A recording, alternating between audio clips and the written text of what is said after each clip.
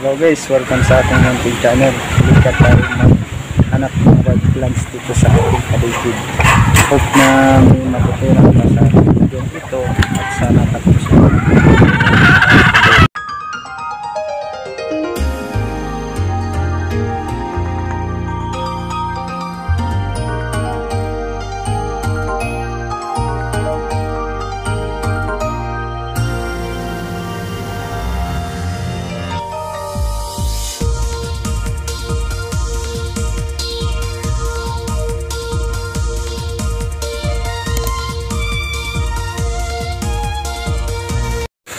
So guys, welcome sa ating munting channel. Dito tayo nag-hunt ng ating wild ornamental plant dito sa paligid natin. So guys, marami tayo sa habunduhan. Hindi pa siguro habunduhan at doon pa ang habunduhan na asya.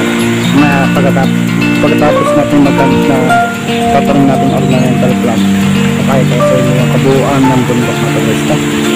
So guys, ang i-hunt natin is yung Rubidip o Alcantarea dentrata. So, sorry for yung specific name. Sabihin na lang natin Rubidip. So guys, dito guys is marami po tayo. Alam ko, malaki na pala ang kalakaran nito. Medyo na siya, namamatay na siya dito dahil dito lang dito. MCR is na nagtaputo 50 per stem. Pero dito sa ating stem ito din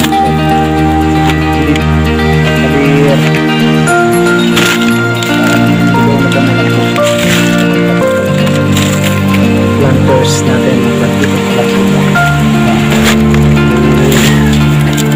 Pagpunto ulit tayo dito sa kabila natin tayo.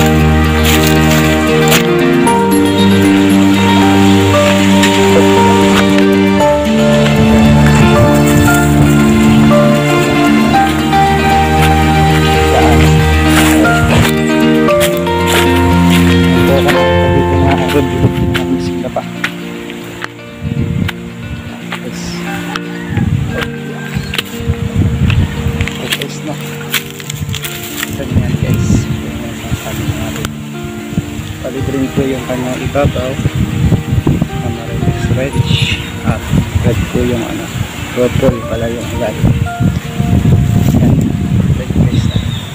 Isang variety niya. Parehas po yata sa variety pero kakaiba yata. Ito yung nag-iiba ang kulay niya. Depende ka patutuyin na po yung kanyang at meron dito.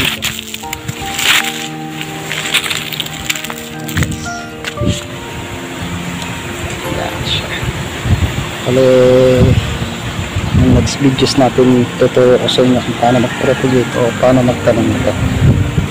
So guys, ang gandito lang po ako, madilim na.